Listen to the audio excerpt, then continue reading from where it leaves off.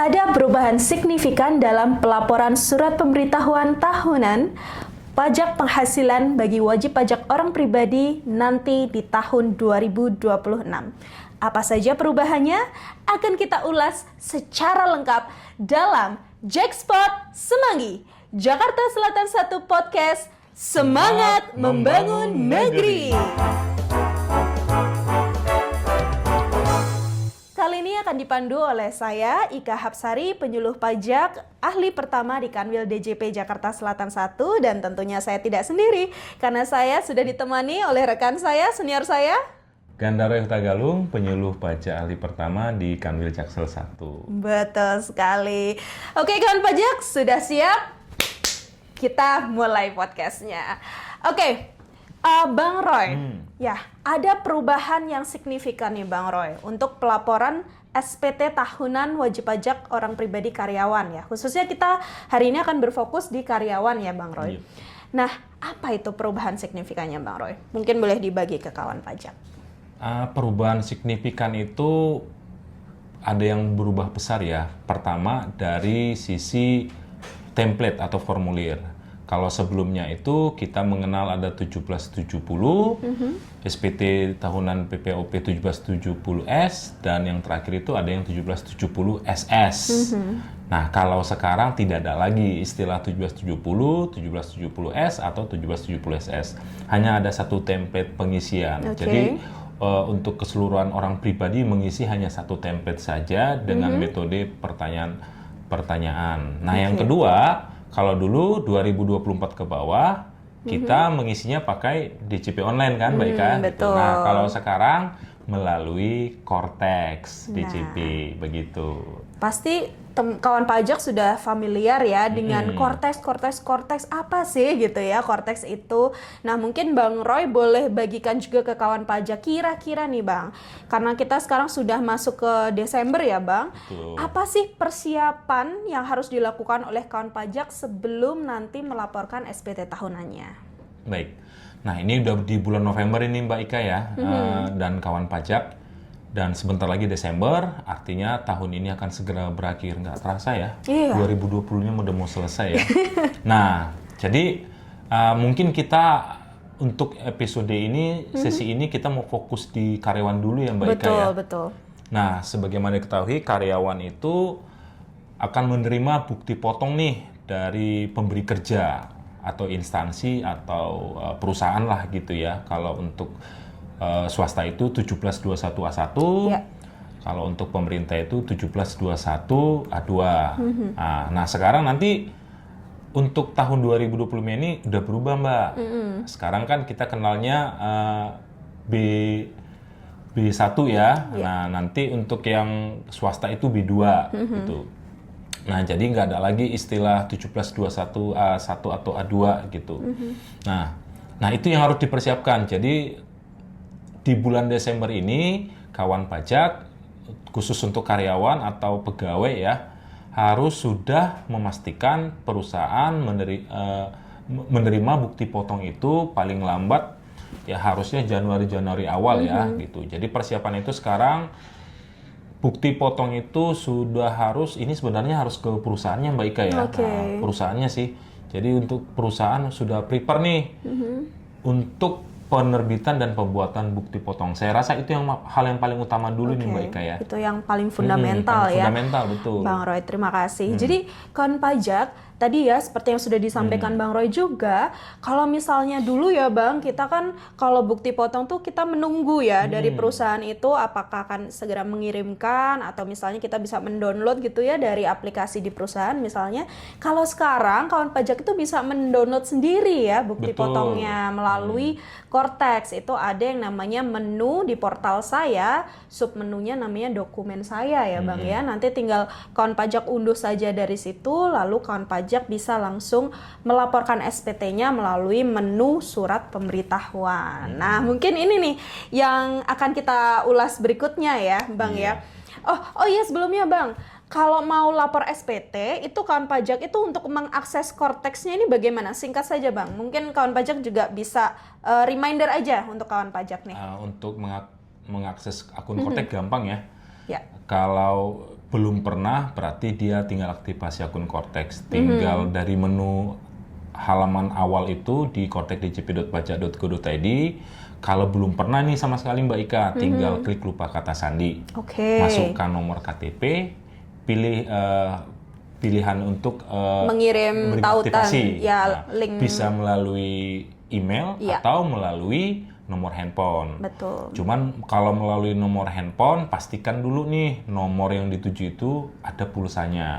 Oke. Dan emailnya juga. Jadi kadang kan ada itu Mbak Ika yang Pak, email saya udah sesuai itu, ada misalnya D bintang. Tapi lupa Pak, udah sesuai kok ini Pak ini. Ternyata kawan pajak ya itulah HIN-nya yang kita berikan. Jadi tetap harus diisi itu emailnya. Tetap harus diketik gitu. Nah, jadi itu petunjuknya, emailnya harus diketikkan yang sesuai dengan petunjuk itu. Karena Mbak Ika ada juga kawan pajak nih, Pak, saya akun password DJP online-nya saya masukkan nggak sama. Nah, itu perbedaan utama ya dari awal ini, bahwa akun user dan password dari DJP online tidak sama dengan username dan password di Cortex gitu. Jadi harus menggunakan lupa kata sandi gitu. Iya. Jadi itu bagi kawan pajak yang memang sebelumnya sudah sering lapor SPT lewat DJP online ya Bang ya. Betul. Nanti ada tautan lupa kata sandi yang masuk ke email, kawan pajak langsung klik saja tautan itu, kemudian kawan pajak isikan password yang baru. Barulah nanti kawan pajak bisa login ke akun Cortex-nya dengan mengetikkan nomor induk kependudukannya dan juga password baru tadi gitu. Jadi sekarang harus mulai familiar juga ya Bang dengan nomor induk kependudukan sebagai NPWP begitu ya di era Cortex ini ya Bang ya. Oke. Nah, kemudian nih Bang, kalau misalnya Kak, saya ini baru masuknya di awal tahun 2025 nih, saya sebagai karyawannya dan baru terdaftarnya juga di tahun 2025. Berarti kan sebelumnya belum pernah lapor SPT ya Bang ya. Nah, itu gimana tuh Bang caranya, apakah sama atau beda? Kalau NPWP-nya artinya sudah diaktifkan ini ya. Iya, betul. Jadi kawan pajak kalau dia baru terdaftar sebenarnya nggak ada lagi yang terdaftar ya. Sebenarnya lebih tepatnya itu karena kan PMK 112-nya NIK sebagai NPWP. Betul. Jadi kalau kita lihat NIK itu sudah diaktifasi. Sudah NPWP. Betul. Itu kawan pajak gitu. Jadi lupakan dulu nih NPWP yang lama yang diawali dengan 05, 06, ya. 07 yang 15 digit. Sekarang nomor induk kependudukan atau nomor KTP ya kita sebut. Nah, kalau dia baru aktivasinya atau sudah NIK-nya sebagai NPWP di tahun 2025 dan baru bekerja, anggaplah baru bekerja ya. Apakah punya kewajiban juga untuk melaporkan SPT? Punya kewajiban Mbak Ika gitu. Dengan cara apa? Dengan cara yang sama tadi. Kalau dia belum aktivasi NPWP-nya, dia bisa menggunakan fitur di daftar di cortexdjp.pajak.go.id. Kalau sudah terdaftar sama juga, nanti dia harus aktivasi akun Cortex dengan cara apa? Lupa kata sandi seperti yang awal tadi gitu. Untuk menjalankan kewajibannya ya di tahun 2025. Jadi bagi kawan pajak nih yang baru mungkin sebagai karyawannya tuh baru dapat ibaratnya tuh baru pertama kali lapor SPT-nya nanti di tahun pajak 2025 yang dilaporkan di 2026, itu silahkan aktivasi dulu gitu ya Bang. Aktivasinya itu langsung buka saja di laman Cortex-nya di cortexdjp.pajak.go.id, kemudian nanti kawan pajak bisa langsung saja klik aktivasi akun wajib pajak ya di bagian paling bawah begitu. Kawan pajak, saya yakin nih para Gen Z ya, itu sudah ikuti saja alurnya. Kawan pajak nanti tinggal klik aktivasi, nanti akan ada semacam surat atau dokumen yang masuk ke email kawan pajak. Itu adalah dokumen aktivasi, di situ ada password generate by system. Nanti kawan pajak langsung masuk saja dengan NIK kawan pajak dan password generate system tersebut. Setelah itu baru deh nanti di manajemen akses di sub menu di Cortex, kawan pajak bisa klik ubah kata sandi sesuai preferensi dari kawan pajak. Begitu ya Bang ya. Nah, kemudian nih Bang, sebelum masih lanjut di aktivasi ataupun registrasi baru tadi ya, yang kedua nih, kawan pajak harus apa sih Bang sebelum lapor SPT itu? Katanya sekarang harus yang namanya ada kode otorisasi gitu Bang. Nah, jadi untuk Cortex ini, kawan pajak, ada 2 level tingkat pengamanannya. Gitu. Pertama kita password biasa untuk masuk. Yang kedua ada yang namanya kode otorisasi atau kita sebut dengan passphrase. Passphrase, tanda tangan elektronik tanda gitu ya, tangan Bang? elektronik. Jadi passphrase ini kita butuhkan setelah masuk nih kawan pajak ke akun Cortex. Mau melakukan kewajibannya. Kita bicaranya, contohnya satu nih, mau melaporkan SPT tahunannya. Nanti ketika akan melaporkannya, ini selesai diisi, habis itu kita mau laporkan, biasanya klik submit atau bayar dan lapor gitu kan, atau lapor gitu. Nah, butuh yang namanya kode otorisasi lagi. Betul. Nah, kode otorisasi ini digunakan untuk mengeksekusi terakhir pelaporannya. Nah, passphrase ini diperoleh dari pembuatan kode otorisasi dari menu portal saya itu, dibuat di situ dengan minimal 8 karakter, satu huruf besar, terdiri dari 1 angka dan tanda karakter khusus. Nah, tanda karakter khusus ini biasanya itu yang di atas QWERTY itu Mbak ya, kalau di keyboard ya, tanda seru, tanda tanda panjang, iya. Nanti kalau kawan pajak saya mau buat tanda titik gitu, tanda titik itu nggak bisa Mbak. Jadi sederhananya yang di atas QWERTY itu loh, QWERTY di keyboard itu ya, berarti tanda seru, misalnya tanda pagar atau add gitu ya Bang ya. Gitu. Nah begitu. Jadi kode otorisasi itu boleh sama nggak dengan password ya, boleh gitu. Tapi kalau mau lebih amannya, ya dibuat beda saja. Misalnya pajak 123 tanda seru, misalnya P-nya huruf besar. Pajak 123 tanda seru gitu. Mau dirubah P-nya huruf kecil, habis itu K-nya huruf besar, boleh, monggo gitu. Trick and tips Tip gitu ya. Trik ya. Kalau namanya digunakan dua multifaktor ya. Dua multifaktornya itu biar secure-nya, artinya dari passwordnya aman, terus dari eksekusi di dalam Cortex-nya itu aman juga begitu. Tapi kalau mau disamakan, karena kan pengalaman kita ya Mbak Ika ya, di lapangan kawan pajak, Pak ini ribet Pak, ini mau disamakan aja, ya monggo gitu, nggak ada masalah gitu. Tapi kalau kita tetap menyarankan kalau bisa dibuat berbeda begitu. Oke, jadi tadi ya kawan pajak kode otorisasi. Nah, mungkin kalau kawan pajak yang memang sudah punya tanda tangan elektronik sendiri ya Bang, seperti misalnya dari BSSN atau punya dari Privy ID gitu ya, itu juga bisa digunakan kawan pajak. Nanti kawan pajak tidak perlu membuat kode otorisasi DJP, kawan pajak bisa menggunakan dari akun kawan pajak sendiri, kemudian nanti tinggal masukkan saja password atau tanda tangan elektronik kawan pajak tersebut begitu. Dan kenapa ini penting Bang? Karena ini akan digunakan sebagai tanda tangan kawan pajak pada saat akan lapor SPT gitu ya. Sebelum submit SPT kita harus menandatangani secara elektronik dokumen tersebut dengan memasukkan passphrase atau kode otorisasi tadi begitu. Jadi itu ya kawan pajak yang perlu disiapkan ya Bang ya. Oke, nah sekarang nih kawan pajak kita akan mulai masuk nih Bang untuk proses pelaporan SPT tahunan PPh orang pribadi karyawannya. Setelah tadi kawan pajak kan sudah mendownload ya Bang, mendownload bukti potong dalam bentuk PDF. Nah selanjutnya apa nih Bang? Nah ini berarti untuk masuk ke pelaporannya Mbak Ika ya. Siap. Oke, berarti untuk bukti potong itu harusnya kan sudah ada di dalam dokumen saya tuh, di menu dokumen saya. Sebenarnya ada pertanyaan Mbak Ika. Bagaimana kalau misalnya dokumen bukti potong saya belum ada di menu saya, begitu. Nah, kalau belum ada di menu saya, dokumen saya ya, artinya seharusnya kan terprepopulate ya, otomatis. Betul. Kalau perusahaan membuat bukti potongnya, setelah ditandatangani digital tadi, harusnya seketika masuk ke akunnya si karyawan atau pegawai, begitu. Nah, kalau belum ada nih, anggaplah error atau justru perusahaan belum membuat pelaporannya begitu.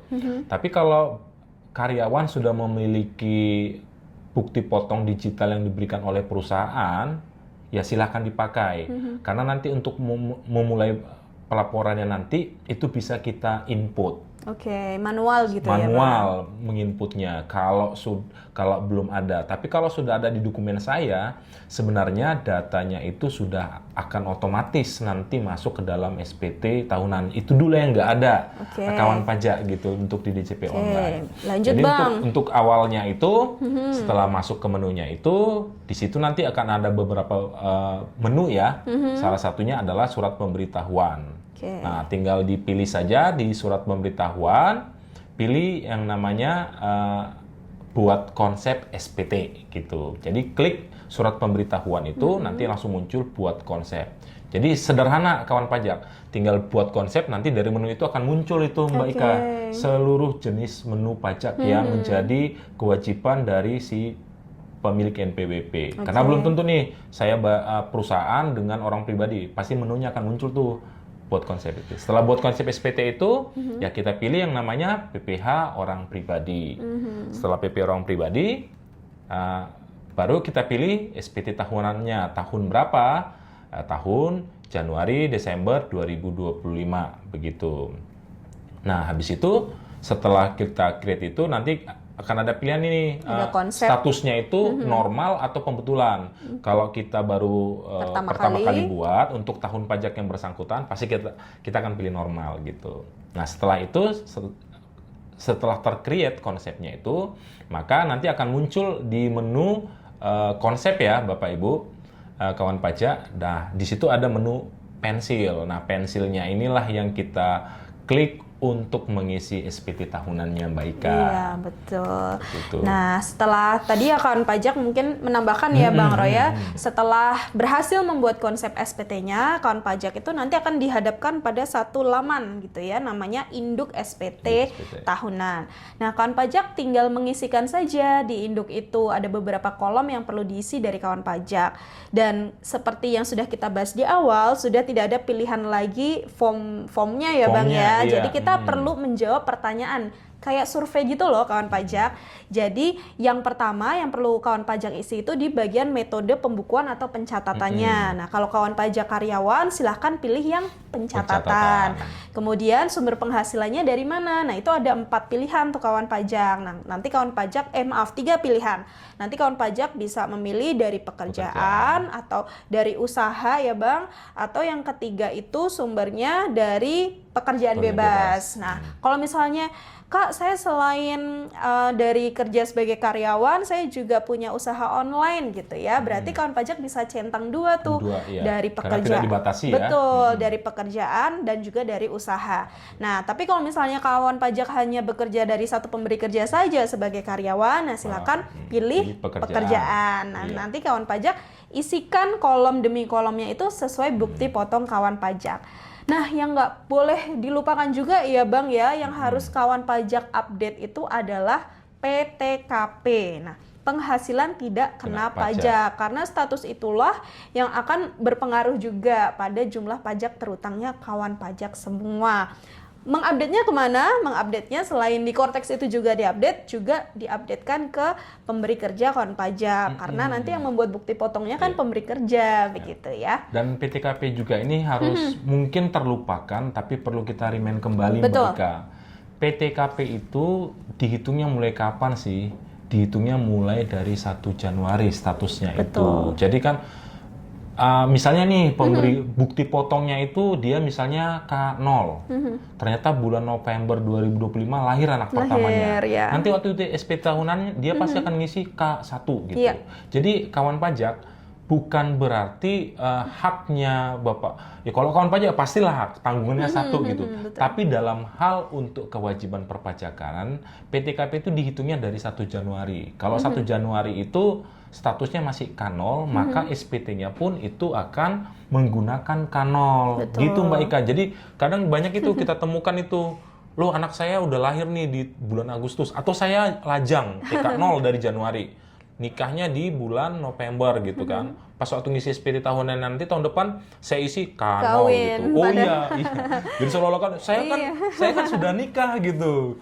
Ya, iya, Bapak sudah nikah, tapi untuk kewajiban perpajakannya sesuai dengan peraturan perundang-undangan di bidang perpajakan, PTKP itu dihitung dari awal tahun, Bapak Ibu ya, kawan pajak. Jadi sesuaikan dengan bukti potong kawan pajak. Oke, lanjut dulu ya Bang ya. Ya. Nah, tadi kan kita sudah mengisi tadi ya headernya. Kemudian lanjut ke bagian induk SPT-nya kawan pajak. Di situ isinya adalah mengenai identitas kawan pajak. Di antaranya ada kontak dari kawan pajak juga, seperti email dan juga nomor telepon. Nah, itu nanti di kolomnya itu tidak bisa diubah kawan pajak. Jadi kalau mau ada perubahan, kawan pajak langsung masuk ke menu portal saya di bagian profil saya. Kemudian nanti di bagian umum ya. Nanti silahkan informasi umum, nanti kawan pajak klik edit saja. Nah, nanti kawan pajak ubah di bagian itu.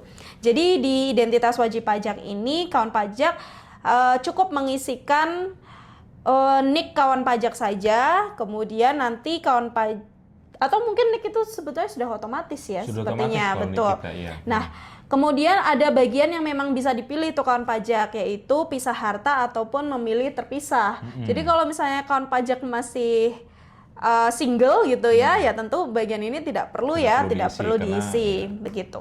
Kemudian lanjut ke bagian B nih kawan pajak, barulah kita masuk ke pertanyaan demi pertanyaannya ya Bang, yang akan menentukan lampiran apa saja yang akan muncul di halaman berikutnya. Iya. Nah, nanti kawan pajak silahkan isi pertanyaan tersebut. Nah, mungkin kita bahas salah satunya saja ya, yang sekiranya penting itu adalah di pertanyaan pertama. Apakah Anda menerima penghasilan dalam negeri dari pekerjaan? Nah, ini tentu dijawab iya, karena kawan pajak memang mendapat penghasilan dari pekerjaan. Begitu. Nanti akan ada muncul lampiran baru kawan pajak, namanya lampiran 1 di mana kawan pajak perlu mengisi di bagian D. Bagian D itu isinya adalah mengenai penghasilan neto kawan pajak. Dilihatnya dari mana? Dari bukti potong dari kawan pajak, begitu. Nah, kemudian di bagian C nih kawan pajak, di bagian C masih di bagian induk ya, itu ada perhitungan pajak terutang. Di perhitungan pajak terutang itu ada nanti ada penghitungan secara otomatis dari tadi penghasilan neto yang sudah kawan pajak isikan. Nah, di bagian C ini kawan pajak cukup mengisikan di bagian PTKP-nya saja. Itu kawan pajak pilih apakah TK 0 atau mungkin K 0. Nah, itu sesuai status yang ada di bukti potong ya. Tadi sudah dijelaskan juga oleh Bang Roy. Nah, kemudian kan ada PPh terutang ya kawan pajak ya. Nah, itu yang sudah dipotong itu diisikan di mana, Kak? Nah, isinya itu ada di lampiran kawan pajak ya. Jadi di lampiran 1 itu kawan pajak selain mengisikan tadi penghasilan neto kawan pajak, itu juga nanti harus mengisikan PPh yang dipotong, begitu. Juga ada harta dan juga kewajiban dari kawan pajak. Sebetulnya mirip-mirip dengan DJP online ya Bang ya.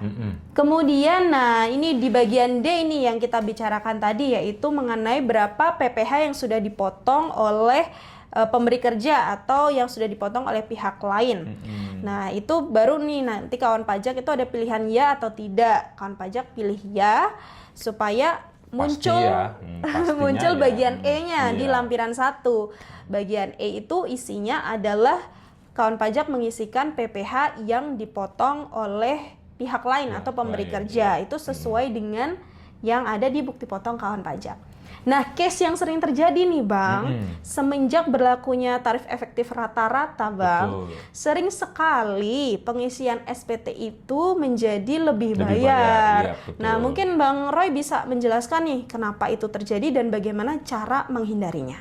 Oke, jadi di bukti potong terbaru yang Bapak Ibu terima nanti ada di nomor berapa ya? Itu ada di bagian PPh yang dapat dikreditkan. Jadi itu udah muncul tuh, ada tulisan itu.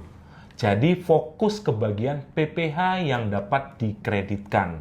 Itulah angka yang bisa menjadi kredit. Nah, kalau terlanjur memasukkan angka sesuai dengan PPh terutang, misalnya nih, PPh terutangnya 100 juta gitu. Sudah dipotong 120 juta gitu. PP yang dikreditkan itu pasti akan memilih 100 juta. Terus 20 jutanya bagaimana? Nah, sesuai dengan PMK, Peraturan Menteri Keuangan Nomor 168, disebutkan bahwa atas lebih bayar akibat kelebihan pemotongan oleh pemberi kerja, kelebihan pembayarannya itu akan diberikan oleh si pemberi kerja. Dan pemberi kerja juga tidak ini ya, kawan pajak, tidak hanya mengembalikan seolah-olah kasnya keluar gitu. Tapi atas kelebihan yang 20 juta tadi oleh pemberi kerja itu dapat mengkreditkan ke masa pajak berikutnya. Tapi kelebihan pemotongan atas karyawan itu si pemberi kerjanya lah yang harus mengembalikan ke si karyawan tersebut. Begitu Mbak Ika. Jadi kalau untuk pemberi kerja tidak ada lagi konsep lebih bayar. Kecuali bukan karyawan tetap. Contohnya karyawan apa ya?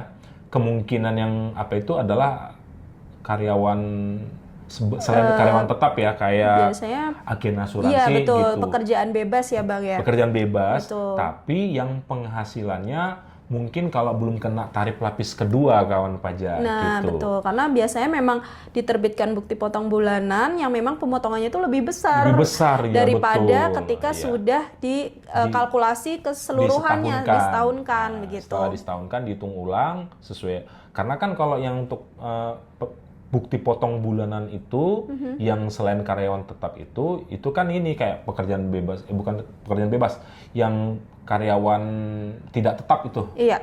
Nah, itu kan biasanya dia tidak menggunakan PTKP. Iya. Jadi dia langsung 50%, ada yang 50% kali tarif, ada yang 50% kali DPP, ya, gitu, betul. kali tarif gitu. Ada yang langsung tarif pasal 17 kali DPP, fee-nya atau honornya gitu ya. Jadi tidak memperhitungkan PTKP-nya mereka. Betul sekali. Jadi memang kuncinya kawan pajak ketika melihat seperti itu ya, terjadi misalnya ada kelebihan potong begitu ya, itu isikan di bagian SPT-nya itu isikan di pajak terutangnya. Jadi PPH terutang. Jangan diisikan yang bagian kolom PPH yang dipotong ya. Karena kalau diisikan yang bagian PPH yang dipotong itu kalau kelebihan ya pasti SPT-nya jadi lebih juga gitu ya. Jadi isikan bagian PPH yang terutang. Sehingga nanti di bagian kredit pajak ini di bagian E-nya ketika ada PPH kurang atau lebih bayarnya itu hasilnya nihil gitu ya. Iya. Pastikan itu hasil dari pengisian SPT kawan pajak itu nihil. Nah, kemudian lanjut dulu ya di bagian F itu ada pembetulan, kemudian bagian G ada permohonan pengembalian. Nah, ini diabaikan saja kawan pajak karena kalau biasanya untuk karyawan tetap ya bukti potongnya itu sudah nihil ya. Kalau ada kelebihan itu tandanya itu tadi ya TER ya, artinya itu sudah dikembalikan oleh pihak pemberi kerja. Oke, di bagian angsuran PPH pasal 25 itu di huruf H itu nanti akan ada pertanyaan-pertanyaan. Ini sifatnya angsuran ya, karena kita karyawan itu kita jawab tidak saja karena ini khusus untuk yang usahawan begitu ya kan pajak dan mempunyai kewajiban PP pasal 25. Betul. Begitu. Kemudian untuk pernyataan transaksi lain, nah ini biasanya itu untuk pertanyaan kaitannya apakah kawan pajak memperoleh penghasilan yang dikenakan PPH final atau dividen gitu. Atau yang bukan objek pajak, misalnya kawan pajak dapat warisan atau hibah, nah itu kan bukan objek pajak ya, atau beasiswa begitu ya. Nah itu silahkan diisikan saja, ada pertanyaan-pertanyaannya, kawan pajak tinggal jawab ya atau tidak. Kalau jawab ya berarti nanti muncul lampiran baru ya Bang. Betul. Misalnya kawan pajak jawab ya saya mendapatkan penghasilan yang non objek gitu ya, atau yang PPH final gitu ya, itu nanti kawan pajak akan ada lampiran baru. Lampiran yang harus diisi. Betul. Nah, kemudian di bagian J mengenai lampiran tambahan ini juga kawan pajak jawab pertanyaannya saja. Kalau memang tidak ada lampiran tambahan, silakan jawab tidak ada. Tadi kita mungkin kan kawan pajak sudah mendengar ya untuk pengisian penghasilan neto dan juga pajak yang dipotong itu kan di lampiran 1 bagian D dan E. Nah, bagian A dan B-nya itu Bang, mungkin boleh didetailkan nih. Detail ini ya sedikit ya. Yang lampiran A itu adalah harta pada akhir tahun pajak. Nah, ini pengisiannya sedikit berbeda saja, sedikit saja sih gitu. Jadi perbedaannya itu di SPT yang sebelumnya melalui DJP online itu hartanya itu bisa sekaligus ngisi. Ya. Kalau di Cortex ini dia sudah di split nih, mana yang kas, mana yang piutang, mana yang utang, mana yang harta tidak bergerak. Jadi udah dipisahkan. Nah, ini kawan pajak nih. Jadi bagi yang sudah melapor SPT 2024, nanti harta ini akan terprepopulate atau ditarik nih ke SPT datanya ya, 2025. Kita hanya tinggal menambah atau merubah nih. Menambah misalnya 2025 ini Mbak Ika beli mobil gitu, berarti harus nambah gitu. Tapi kalau hartanya tidak berubah, tapi pasti ada satu harta yang berubah, Mbak. Adalah kas lancar atau aset lancar. Apa itu? Minimal uang tunai nih, atau tabungan gitu, deposito nggak mungkin nggak berubah gitu. Jadi tapi kalau ditanya ke kita ya sebagai Fiskus ya, mengisi saldo itu seperti apa? Adalah saldo akhir tahun. Betul. Saldo akhir tahun itu kalau saya nih Mbak Ika nih per 31 Desember saya biasanya bilang nih sama istri nih, ayo ada lagi nggak mau butuh cash ini, saya mau closing nih, nah, saya screenshot tuh, itu angkanya yang saya masukin, begitu. Itu contoh ya, kalau mau di itu juga. Kalau mau detail kalau mau detail ya, gitu 31 Desember gitu. Nah jadi habis itu isiannya itu yang perubahan sekarang itu yang paling signifikan itu adalah di aset. Aset tetap ya. Nah di aset lancar itu sudah di state itu saldo akhirnya. Nah, kalau kayak sekarang ini kalau mobil nih, mobil harta bergerak ini harta ya, Bang, bergerak ya, harta bergerak itu sama dengan harta tidak bergerak nih. Akan ada tambahan kolom, Mbak. Berapa sih nilai pasar saat ini gitu, nilai pasarnya begitu. Ada sekarang menu itu begitu. Jadi, nilai saat ini ya, nilai saat jadi ini, kawan gitu. pajak misalnya kawan pajak di tahun berjalan itu membeli motor gitu ya, Bang. Itu berarti kawan pajak harus mengisikan harga belinya dan juga harga di akhir tahun itu harga pasarnya berapa gitu. Nah, gitu. Kalau misalnya ada pertanyaan nih, Bang, lah kan saya nggak tahu dong berapa, kan saya nggak bisa tahu gitu ya, memperkirakan gitu. Itu gimana, Bang? Ya boleh disamakan dengan angka itu atau ya sekiranya aja, misalnya saya beli motor nih 20 juta gitu. Nilai saat ini ya kalau mau di state 20 juta, nilai pasar ya nggak ada masalah juga gitu. Karena kalau nilai saat ini menurut saya 20 juta ya boleh gitu. Tapi kalau dapat angka yang kita tahu lah gitu. Misalnya nih beli motor 20 juta, akhir tahun ini pasti misalnya susut nih 4 juta. Iya, ada gitu. penyusutan ya. Ada penyusutan ya. 20 juta kalau kita beli, setahun kemudian itu udah tinggal 16 juta. Betul. Ya monggo silakan, boleh gitu. Ya. Atau kan pajak bisa melihat nih misal di marketplace gitu ya, Bang, ya, kalau motor second dengan tahun sekian itu berapa sih harga pasarnya gitu ya. Kalau misalnya kawan pajak niat banget nih untuk tahu harga pasar. Tapi balik lagi ya self assessment ya, Bang, ya. Self assessment artinya silahkan hitung sendiri nilai pasar saat ini gitu. Nah, terus yang bagian B nih, Bang. Tadi harta, bagian B itu apa, Bang? Kalau B itu adalah hutang pada akhir tahun pajak. Jadi hutangnya itu ini banyak juga nih ya kawan pajak ini harus kita state lagi nih. Bahwa membuat hutang pajak itu oke lah kalau isiannya itu dari mana, bank mana, oke. Nah, kalau yang saya fokuskan itu Mbak Ika di nilainya. Jadi nilai utang pajak itu tahun perolehan adalah tahun kita mulai meminjam. Nah, saldonya itu adalah saldo berapa sih sisa utang kita di akhir tahun. Ini anggaplah kita pinjam duit berapa ya? 100 juta gitu. Dengan pokoknya 20 juta, 5 tahun lah gitu utangnya. Mulai dari Januari nih ya. Berarti Desember kan saya udah bayar kalau 100 juta, 120 lah ya, biar agak ini Mbak Eka ya, Mbak Ika. 125 tahun berarti kan pokoknya per tahun itu berapa tuh? 120 bagi 5, 120 lah ya, 100 juta lah ya bagi 5 biar gampang nih, 20 juta. 20 juta itu setahun itu berarti kan dari Januari ini ngutang ini cicilannya sampai dengan Desember sudah dilunasi 20 juta.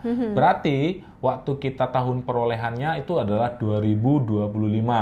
Nah, saldo yang kita masukkan itu adalah per 31 Desember adalah 80 juta. Kenapa? Walaupun kita pinjam Januari adalah 100 karena juta. kan cicilannya sudah berjalan. Sudah gitu berjalan. kan, Jadi saldonya itu adalah sisa hutang kita. Betul. Gitu. Jadi misalnya nih Bang, kan karyawannya Gen Z ya, baru beli iPhone baru, harga 24 juta misal. Betul. Nah, berarti dengan membelinya itu dengan kartu kredit ya Bang. Nah, itu berarti harus menginput di bagian aset atau harta tadi dan juga hutang. Hutang wajib dua-duanya. Oke. Jadi rumus ini anak-anak kawan pajak ini banyak yang ngerti ekonomi walaupun ini harta sama dengan utang tambah modal. Betul. Jadi di kolom hartanya saya punya iPhone 24 juta. Nah, aset bergeraknya itu ya. Saya pilih nanti alat elektronik, handphone itu 24 juta. Di hutangnya 24 juta misalnya pas minjamnya di Desember gitu contoh ya, berarti 24 juta. Kalau misalnya udah saya bayar nih setengah 12 juta ya berarti saldo akhirnya 12 juta. Gitu ya kan pajak. Jadi jangan ada alasan ini kan harta saya hutang nih Pak Bu gitu ya. Iya. Tetap harus Tetap diinput harta, gitu ya di SPT. Termasuk juga yang rumah KPR gitu ya Bang Rumah ya. KPR iya. Itu ya. Jadi tetap diinput di bagian harta dan juga hutang. Jadi begitu ya kan pajak ya. Fluktuasi harta setiap tahun itu pasti ada berubah-berubah gitu. Jadi jangan disamain terus gitu ya sama tahun-tahun sebelumnya. Nah, itu yang paling penting dan bagian harta dan kewajiban ini wajib diisi ya Bang ya. Betul. Walaupun hartanya hanya handphone misalnya seperti itu. Nah, lanjut dulu nih Bang ya. Oke. Satu lagi bagian C nih Bang. Tadi udah harta, hutang, kemudian bagian C itu apa tuh Bang? Yang C itu adalah daftar anggota keluarga gitu. Jadi daftar anggota keluarga ini sebenarnya sudah terisi otomatis. Betul. Nah, sesuai dengan data. Jadi data yang dipakai itu adalah data 2024 waktu kita pengisian pemadanan NIK NPP. Jadi datanya ditarik dari data DCP online. Nah, kalau misalnya nih Mbak Ika, kalau saya nggak lengkap itu gimana? Nah, kalau misalnya nggak lengkap, ini ke-trigger saya jadinya. Jadinya kalau misalnya di sini nggak ada terisi, padahal sebetulnya sudah ada anggota keluarga, istri. betul. Nah, itu kan pajak silakan langsung mengubah di bagian portal saya, di profil saya, informasi umum, klik edit. Nah, di situ kawan pajak langsung scroll ke bawah saja, itu ada daftar anggota keluarga. Nah, kawan pajak bisa klik tambah dari menu tersebut, lalu diisikan saja sesuai kolom-kolomnya. Nah, tapi ini berdasarkan apa gitu ya Bang? Nah, ini berdasarkan kartu keluarga kawan pajak. Jadi jangan tiba-tiba mencomot nenek, kakek. Jadi karena itu berpengaruhnya nanti harus match dengan PTKP kawan pajak begitu. Jadi kalau kawan pajak misalnya PTKP-nya K1 berarti ya kawan pajak harus menginput nama misal istrinya dan juga anaknya begitu. Tapi misalnya nih orang tua saya ini bagian dari kakak saya, apakah bisa jadi tanggungan gitu ya? Bisa gitu ya. Bisa. Jadi memang itu merupakan bagian anggota keluarga sesuai sesuai kartu keluarga. Kartu keluarga dengan catatan ya. Orang tua itu masuk dalam kakak kita kartu keluarga. Betul. Nah, karena memang setelah kita menjadi satu kesatuan ekonomi gitu ya Bang, istri itu kalau misal bergabung dengan suami itu juga wajib ya NIK-nya itu dimasukkan di kolom tersebut gitu. Nah, ini mungkin akan panjang lagi pembahasannya, nanti mungkin kita di episode berikutnya ya terkait istri atau wanita kawin yang bergabung dengan suami. Nah, kawan pajak, setelah kawan pajak berhasil mengisikan tadi ya sampai dengan lampiran, nah kembali ke bagian induk nih kawan pajak. Sekarang kita perlu mensubmit atau mengirimkan SPT-nya. Jadi kawan pajak cukup klik saja di bagian paling bawah itu ada pernyataan, kemudian kawan pajak centang, lalu kawan pajak bisa masukkan di situ. Sudah sih ya, tinggal langsung simpan konsep dan juga langsung klik bayar dan lapor. Jadi, nanti akan muncul ya pop-up baru ya Bang ya. Iya betul.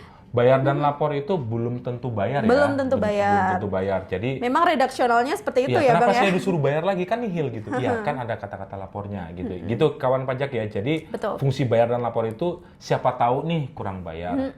Nah, kurang bayar maka bisa diklik itu.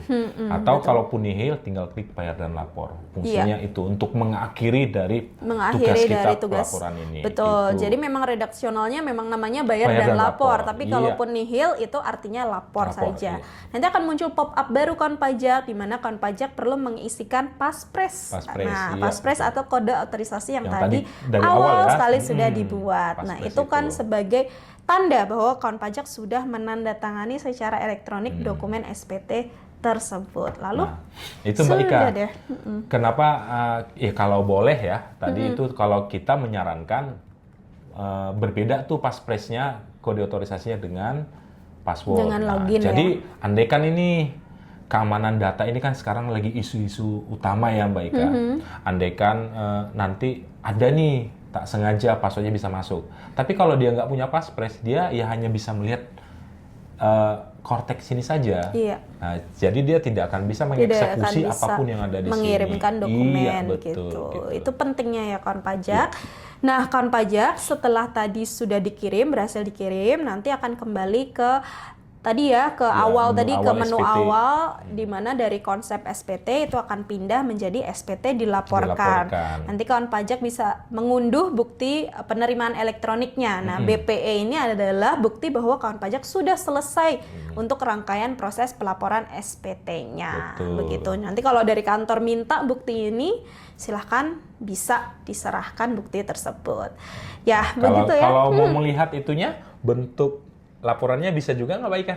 Oh, bentuk laporannya bisa dilihat nanti di bagian SPT dilaporkan tersebut. Tuh, yang ada PDF betul, itu ya? Betul, Bang Roy. Nanti bisa di-download juga bagian PDF-nya, itu nanti akan muncul. Biar tahu tuh ya perubahannya dengan yang dulu ya, 1770 S atau SS. Iya, betul sekali. Nah, bagaimana kawan pajak, kira-kira mudah atau rumit? Enggak sih? Ini sebetulnya mudah saja kok. Karena kalau kita ikutin alurnya itu pasti kita bisa mengisikannya, dan sebetulnya nggak jauh beda dengan DJP online, hanya bedanya ada pertanyaan-pertanyaan yang perlu kita isi begitu ya. Jadi kembali reminder nih ke kawan pajak ya, karena sudah ada diterbitkan namanya surat edaran dari Menteri Pan-RB nomor 7 tahun 2025 yang menghimbau seluruh ASN TNI Polri untuk segera melakukan aktivasi dari akun Cortex dan juga untuk menerbitkan kode otorisasi. Jadi segeralah untuk mempersiapkan itu gitu ya, Bang, supaya nanti pada saat sudah menerima bukti potong pajak di awal tahun bisa langsung mengeksekusi untuk lapor SPT tahunan PPH orang pribadinya. Oke, mungkin ada last message atau closing statement nih dari Bang Roy nih. Akun Cortex itu kalau kita buat awal sampai dengan kode otorisasi, kita udah coba simulasi kawan pajak. Itu bukan simulasi ya, udah berkali-kali. 10 menit nggak nyampe gitu. Nah, SPT tahunan sepanjang untuk karyawan tetap, karena kita bicara ini sekarang yang untuk A1 atau A2 ya gitu. Kita simulasi juga kurang lebih mengisinya itu juga nggak nyampe 10 menit. Nah, intinya untuk SPT yang baru ini kawan pajak tidak usah bingung cara ngisinya. Kalau saya sih bilangnya begini Mbak Ika, sepanjang mau baca pertanyaannya nggak mungkin nggak bisa dijawab. Betul. Karena apakah Anda ini? Ya, silakan mengisi lampiran 1 bagian D, tinggal kita isi gitu. Jadi step by step-nya dijaga supaya setiap orang yang bisa melihat ini, membacanya langsung dapat memahami pengisian SPT tahunan ini. Dan mungkin kawan pajak juga bisa mengakses Cortexpedia ya Mbak Ika, di pajak.go.id/Cortexpedia. Di situ lengkap tentang info mulai dari registrasi sampai ke pelaporan. Di situ lengkap kawan pajak. Ya, itu mungkin ya yang tambahannya. Jadi kawan pajak bisa mengakses Cortexpedia ataupun juga simulator SPT. Jadi simulasi SPT ya. Jadi untuk kawan pajak yang ingin nyoba-nyoba dulu nih untuk pemanasan sebelum nanti lapor SPT beneran. Nah, nanti silahkan bisa lihat aja ya, nanti ditulis di sini untuk alamat Cortexpedia dan juga simulasi SPT-nya. Iya. Oke, mungkin itu yang bisa kami sampaikan hari ini. Terima kasih banyak untuk atensinya kawan pajak. Mohon untuk selalu berhati-hati dengan berbagai jenis penipuan yang mengatasnamakan Direktorat Jenderal Pajak. Silahkan untuk konfirmasi terlebih dahulu. Dan jangan lupa juga untuk follow sosial media dari Kanwil DJP Jakarta Selatan 1 untuk terus dan selalu mendapatkan update informasi terbaru mengenai Cortex maupun berbagai peraturan perpajakan lainnya di Instagram @pajakjaksel1. Jangan lupa juga subscribe YouTube kita di Kanwil DJP Jakarta Selatan 1. Demikian yang dapat kami sampaikan. Terima kasih banyak. Sekali lagi mohon maaf kalau banyak salah kata maupun perbuatan. Dan jangan lupa ikuti episode Jackpot lainnya. Sampai jumpa. Pajak tumbuh, Indonesia tangguh.